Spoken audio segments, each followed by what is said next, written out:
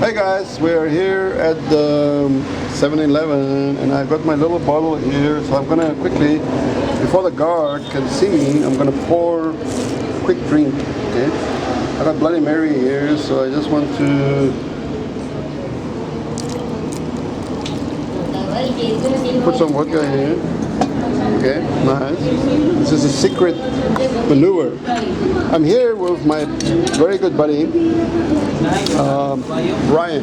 Hey Bryan, how are you, man? Hi. Bryan, you just got married. Yes, that's I want right. to congratulate you again because you have a beautiful bride, which is now your wife, by the way, Agnes. And you have been married for how long now? About 2 days. 2 days. 2 days. So how does it feel to be freshly married, freshly wedded? Going very smoothly, I can report on that. I can confirm. After 2 days, very smooth. Oh, very smooth, huh? Yeah. So actually, because some people say, you know, before you get married and after you get married, life kind of changes. Did you notice any changes, or is all the same, or is getting better, or what is happening? I'm expecting it'll get even better. Oh, really? Yeah. So are you an optimist or a pessimist? Or how would you describe yourself? Maybe even a realist. Oh, really? Yeah. Okay, I'm gonna bring out my my happy day tomato here. It's a happy day for me because I'm gonna add this to my vodka here. And I'm gonna continue the conversation with Bryan. Okay, Bryan, can I ask you another question? What is the difference between a pessimist and an optimist? Do you know? Okay, I'm gonna tell you right now. Okay? One sees the glass is half full. Oh yeah, right. But you know, like you can see, the glass is always full, man. Actually, a pessimist is somebody who believes all women are bad, but the optimist hopes it's true. do you agree with that? Would you agree with that, or how do you see it? Is that a good way? I can't argue with that logic. You can't argue with that. Okay, good. So now, Bryan, you're married. You got married here in Davao. We're here in Mindanao, Davao. Davao is the capital city of Mindanao, right? Yeah. How long have you actually lived here in Davao? Nearly 4 years now. 4 years. You know, guys, I want to tell you something. Bryan here and me, we have known each other from China. Shenzhen. We met in Shenzhen. How many years ago was that, Bryan? Do you have Probably 2012, I think. Oh, 2012. So it was 5 years ago, right? Yeah. Okay, so you're talking about 5 years ago we met in China. At that time, I would never ever expected that you would end up here in Davao. Never. You jumped ship in China, in Shenzhen, and you came here long before me to Mindanao. Yeah. That was really a surprise, you know. What made you change your mind to come to Mindanao? Why was that? Actually, I wanted to come to the Philippines, but I came to Davao to meet my wife. So I didn't choose Davao, I chose to meet my wife. And she happens to live here, so, right. So that's why I'm here. Yeah, but she wasn't your wife at that time, right? So. But she was the person I came here to meet. Okay. So if she'd lived in Cebu, you know, we would have been in Cebu. But there we are. She was in Davao, and but you had no hesitation whatsoever to come here, or you had hesitation? No. You had no hesitation. You trusted her enough to say, well, I'm going to go to Davao, Mindanao, and no matter what, come hell or high water. Is that correct? Yeah, I wasn't hoping for either, but yeah. Yeah, but that's basically what happened, right? And you actually even, both of you went to South Africa, your home country, our home country, right? Yeah. And she still suggested that it's better for you guys to come and live here in Mindanao. Isn't that true? That's true, yeah.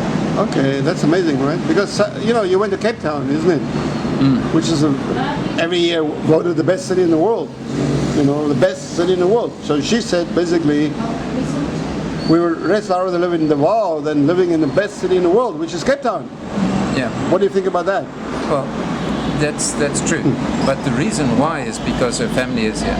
All right. Yeah, so but what about your family? Where is your family? They're in Johannesburg. Oh, Johannesburg, not in Cape Town, right? No. And she has a very big family, so you know, so she is between relatives and relatives of relatives and friends and relatives of friends and friends of relatives. You know, so how do you feel about this whole family business here in the Philippines? How do you feel about that? Good. Good. Yeah, the people we've met, people I've met, nice people. Nice people. I think you've seen some at the wedding, right? Yeah. Very nice. I really enjoyed them. Yeah, very nice. But a lot of foreigners say, oh, the family, the Filipino family, they're bloodsuckers and vampires and da. What is your experience? Well, I don't have that. Hey, there's my buddy there. Hey, bro. Hey. Can I shake your hand again, man? This is my good friend. This is my good friend. This is my good friend. How are you, man? Everything good?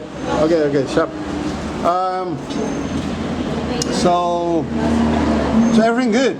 Everything good, huh? Because a lot of foreigners, as you know, for them is a bone of contention. The family, the Filipino family, the extended family, they make it sound like it's like a bridge you cannot cross. How do you feel about that? Did you cross the bridge and you're climbing the walls, or what happened? No, it's never been a problem for me. Okay. But I have heard horror stories, but for you, it depends a lot on the family you're with. You know? Yeah, on the family and on yourself.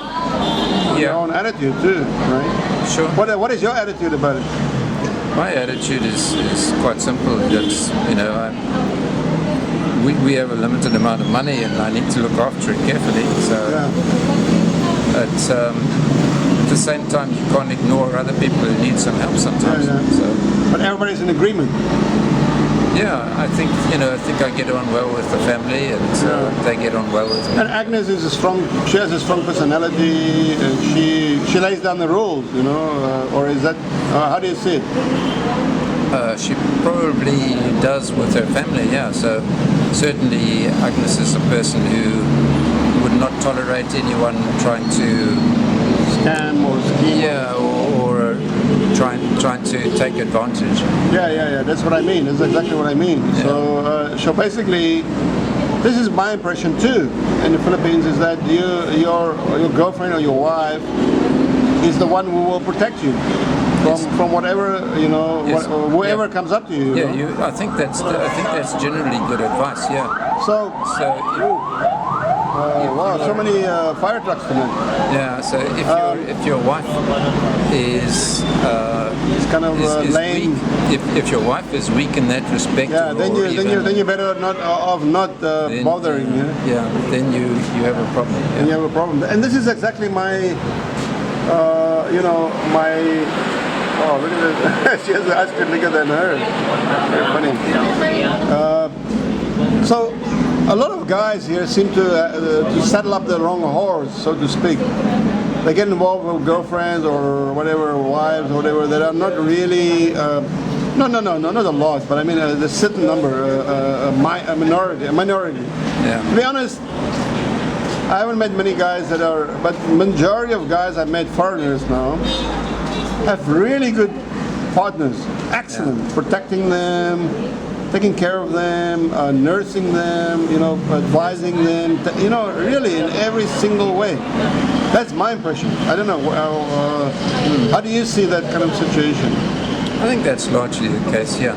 There's, you know, you hear horror stories of. But they're seldom, and they're not really easy to verify either. You know, have you ever verified horror? We've come across a couple of horror stories that we know are true, but nonetheless, I mean, as you say, it depends a lot on the wife, and many of the women are very decent, honest people. Yeah. Mostly, I would say the vast majority. Yeah. You know, and so, guys, what I want to tell you, and Bryan here can reiterate that, is that you got to use a little bit of common sense. Is that correct? Yeah, for sure. Just common sense, because you know there are many great girls here, you know, and the women are great, you know, and they are very honest, and then nobody wants to really fucking bully you or steal from you or rob you or whatever, you know. That is not true. That is simply not true. And then we are here in Mindanao right now, in Davao. So you've been here for 4 years, man. Yeah. Have you ever had any safety problems here ever since you arrived? Nope. Nothing. In how many years? 5 years? 4 years? Nobody ever tried to rob you, steal from you? No. Really? Kidnap you? Nothing. No, I haven't been kidnapped either. You now haven't that you been kidnapped mention it. either, right? So no, it's not as bad as people. It's not as bad as portrayed, right? No. I think the only crime the closest crime we've had is our neighbor, 2 houses from us was burgled once. Oh, really? That's it. Okay. That's in 4 years. That's in 4 years. That's the biggest But crime. nothing else. Your cell phone never been stolen. Your wallet, pickpocketed, nothing. Small crimes. But I am careful. And I think, Okay, but you know, in many countries it's very common. Sure. Yeah. Oh, that's amazing. There are. I mean, you know, you can get your cell phone stolen here as well. Even if you don't have to be foreign, you know, you can still get your cell phone stolen. But if you take care, then yeah. So Davao is a lot safer than you've been around the world a bit. How would you rate the safety situation in Davao compared to wherever you've been before? Can you give us a rating, please? well, Compared, where have you been before? the last place I was in Shenzhen. Shenzhen, China, yeah. In the area where I was, in the very small area where I was staying, it was also very safe. Yeah. No problems. Truly no problems. Okay. But and Davao is the same. So Davao is the same. yeah. Have you ever been to other parts of the world, other countries? Yeah, I've only been mugged once actually, and that was in South Africa. Okay. But have you been to any other country? Yeah. Okay. You have never any such problems, huh? I've worked in Korea, which is in Seoul, Yeah. which is probably even safer. Yeah. Oh, here comes another one. I don't know what's going on. There must be a fire or something, huh? Okay, great. So anyway, the bottom line is Davao, Mindanao is safe as any place you've ever been. Certainly, if you come, from a South African perspective, it's pretty safe. Yeah. Yeah. But I South mean, compared to Africans- Cape Town, is not that bad either. Yeah. Or whatever. Yeah. Like I never had any problems in Cape Town either. The worst place I've ever been was London. Let's be honest. Okay, London. Second was Shenzhen. And then Shenzhen or Bangkok is a toss-up. Both are pretty bad, but London is it's just really rough. Have you ever been to the UK? Yes, but not for long. Oh, not for long, yeah. But you have an Irish passport. Yes, How many passports do you have? just one. Just one. Yeah, okay. But you can live in many different countries, huh? Yeah. But you only use the Irish passport. Yes. But you never lived there, basically. My parents are Irish. Your parents, yeah, your parents, okay. But how about in South Africa? You don't need a passport, or? No. I don't know. Okay, very interesting. Okay, Bryan, thank you for the interview. Okay. We've learned a lot. We are here in Mindanao, and it's not a terrible place like people imagine. It's not a war zone. It's a very everybody is hanging out here. We got our buddies there and there, and it's a nice place. It's very relaxed. We're sitting out here. We're drinking Bloody Marys. I know you're. Hey, are you gonna have a beer? Nope. Not tonight. Okay, later, huh? Yeah. Cheers. Thanks.